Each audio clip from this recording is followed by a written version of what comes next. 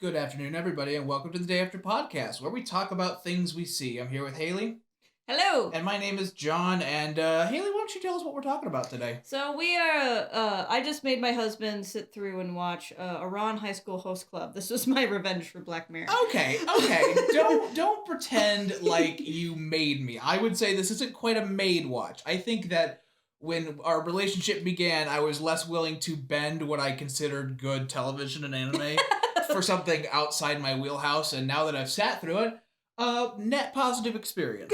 Good. That was all I wanted. Yep. So it got for a while. I would watch the show once a year, maybe like once every 2 years. And I haven't seen it in a while. I haven't seen it really since I got out of college. So I was like, oh, it's time for a rewatch. And it's weird because I don't know what to say because most people who clicked on this, you already know what the show's about. Yeah, so we won't do like My Hero where it's a character by character basis that goes on for 45 minutes. Here's what I know. This was a manga from 2002 and an anime in 2006, and it was like right there in your face. Not your phase, like you didn't watch anime, but... Yeah, well, I mean, 2006, I was 13. Yeah. So, and this, I didn't watch it then. I didn't watch it until I actually got into high school. Okay, yeah, and to your respect, I had a good time. I don't think it's a weird how do I tackle this? Sorry, not to interrupt you, but okay. I think I can help your thoughts along. All right, please. So obviously the show is categorized as a reverse harem. By the time I saw this anime, I had already seen and read a lot of reverse harems. And so I thought I knew what I was getting, and this is one of those shows that kind of tries to circumvent your expectations a little bit while meeting them also. Meeting them halfway. Yeah. I got really worried. Haley, and I can see why now. Haley thesizes at me. Her dissertation is that the first half of the show is wacky, so that the second half of the show can be serious. Yes. And I was worried at a time that it would be to deliberately incite mood whiplash a la Doki Doki Literature Club. Oh, yeah. And I think that it uses it with significantly more poise and restraint than Doki Doki did. Yeah. Yeah. And the episodes take that format too. The first part is always like wacky and crazy, and they're doing all their haha funny shojo things. And by the end of the episode, especially with at least with a lot of them, there's some real heart there. Either some character learns a really important lesson, or some character learns something about themselves. That I think is really poignant. And when it's good, it's really good. It's bad sometimes. That Alice in Wonderland shit can go fuck right off. It's all right. But when it's good, it's really good, and the second half is better than the first. Yeah. It's I don't even know where to begin. You're my guiding boy. I think the second half is better than the first half because, and I think says this to John, by the time you get to where the major stuff is going on, where you learn about like Kyoya shit with his dad, Tamaki shit with his dad, and more and as like Hikaru's feelings develop for Haruhi and Honey and Mori do their thing.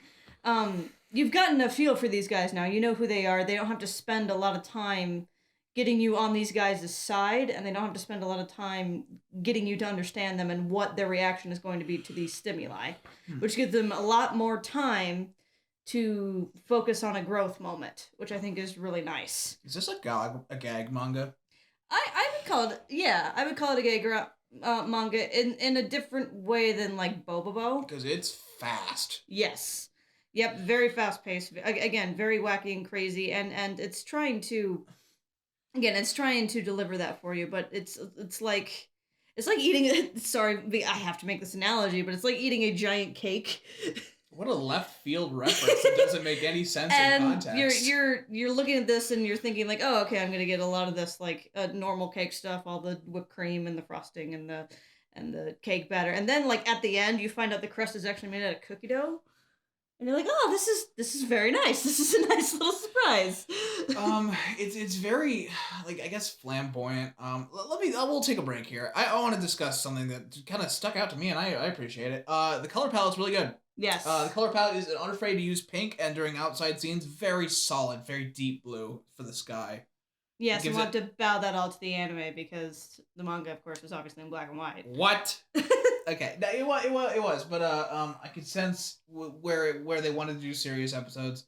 The animation is still quite I'll say limited in terms of actual motion, but when they want to do these really serious scenes, they're very well composed characters.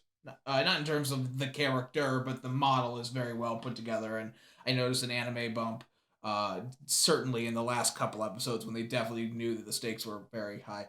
And that's also where I noticed that I care about these people. And it's super cute. Oh man. Yeah, and when they go through like some really rough shit, you're like, oh god, it tugs at you so much more in a way that if I had just showed you the episodes 20 to 26 on their own, you'd have been like, what the fuck? what is all this crap? Yeah, that would have been a different show. How do you feel about a late series not antagonist, we'll go antagonistic scenario? It gets a little real there at the end in terms of there being an opponent or an antagonist. And there's been little sprinkles of that through the anime, like that guy who's trying to woo this girl. He's the heir to a teacup fortune, and it happens earlier in this series. And he's worried that he's not going to be good enough for her because he's not like some big CEO. His family just has this little company, and he learns through the host club that doesn't matter. And every now and then, this does remind you that okay, these kids are like future CEOs and future vice presidents and these major turning points, and your lens is kind of, it's hard because the audience is limited at viewing that world through the lens of Kyoya, who's kind of the only person in the entire show who actually cares about that. Who is, yeah. And but what I like about I like all of these characters because they are very dynamic without it being whiplash. Like Honey, I'll start with the oldest boys, Honey Senpai and Mori Nizuka. They kind of learn, and you learn when they meet Tamaki that they've kind of just accepted to like whatever they like. And for a high school kid, especially a high school kid with all these expectations, that's not easy. And I can see where that would really, really speak to girls. And same with Hikaru and Kaoru. You know, most people aren't twins, but they can certainly appreciate a twin's point of view and the idea that you're separate and you're alienated and you're isolated from this world.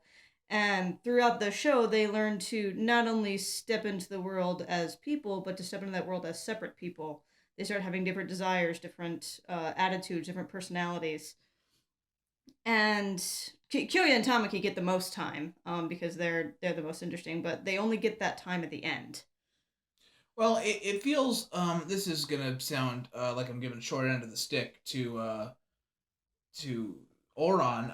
I'm noticing a similarity between Ouran and the fourth season of My Little Pony, and what I mean by that is as we go through the second half of gags and laughs and sweaters coming on and off, you notice like here's this episode and how here's their backstory episode, and we're working our way up the chain back to the center of this group.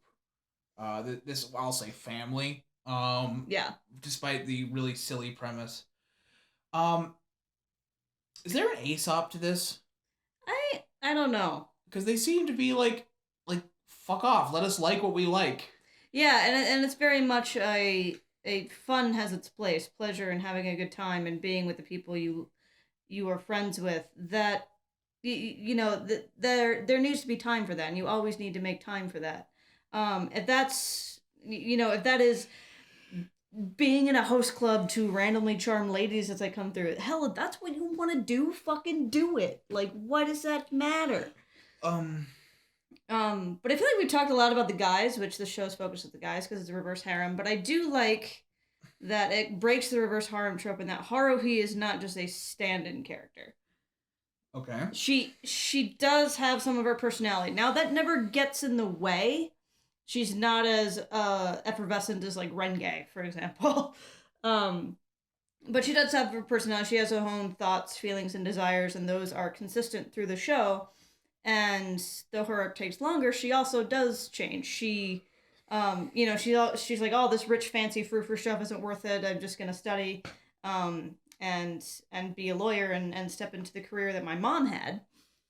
And not only and with being these guys and being in the host club, she learns not only to have fun, but she almost like learns to grieve a little bit, like to get over this idea that I have to be and do everything what my mom was doing, and she realizes that she's just like Kyoya or Tamaki or any of these boys that way, and that she's piled expectations on herself for what she's supposed to be, and no, fuck it, do what's fun, do what you like, and you shouldn't feel ashamed about that. And that comes through even in gag episodes, which really impressed me. I'm considering one where they a 2-part episode where they I'll say befriend. That's not the word, but here we go.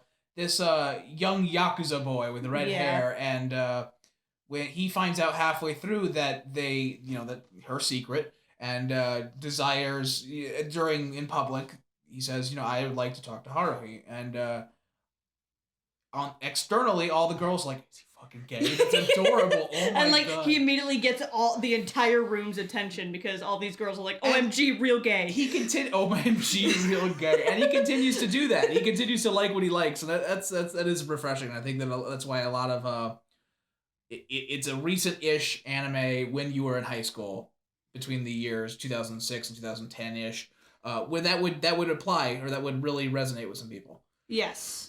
Yeah, and I don't know boys' reactions to the show.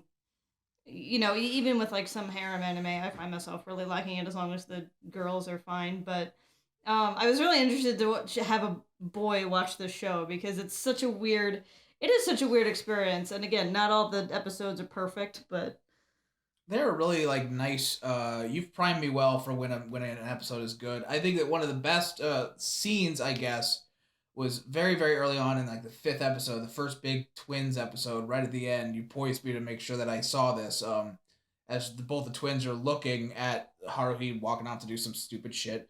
Only one of them looks at the other twin, and that was a subtlety fairly foreign to this show. Yes. That really expected me to look at least for some of the things, even if I didn't find them.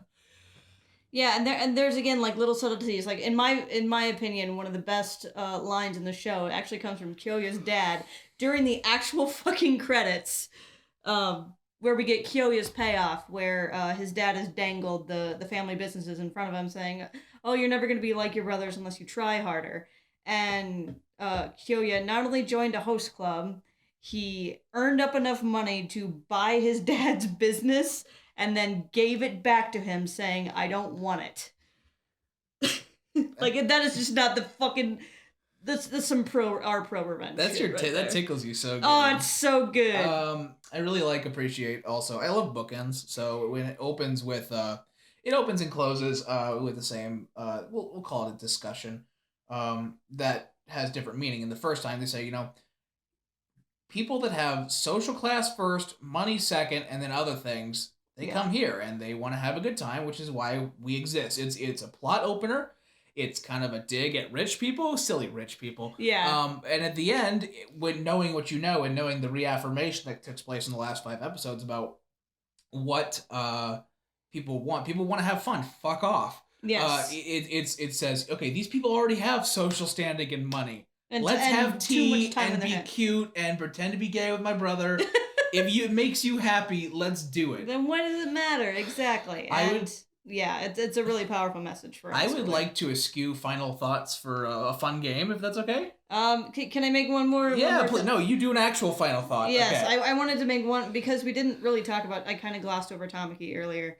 And if you haven't seen the ending, jump off the ship right now. But the final bit with Tamaki, where you learn kind of his past, this happy-go-lucky, crazy, idiotic, dumb puppy dog of a man, has so much bullshit going on in his childhood that never turns into sad fetishism, which I love. Oh my God, you're right.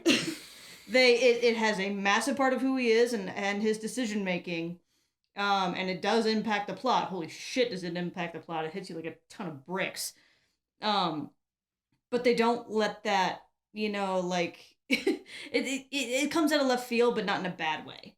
Like, you just like, holy shit, I didn't know Tamaki was going all through that. Yeah, and that's the point, because Tamaki is more than that. Again, DDLC was a fat stack of bricks, but for the sake of haha lol bricks. Yeah.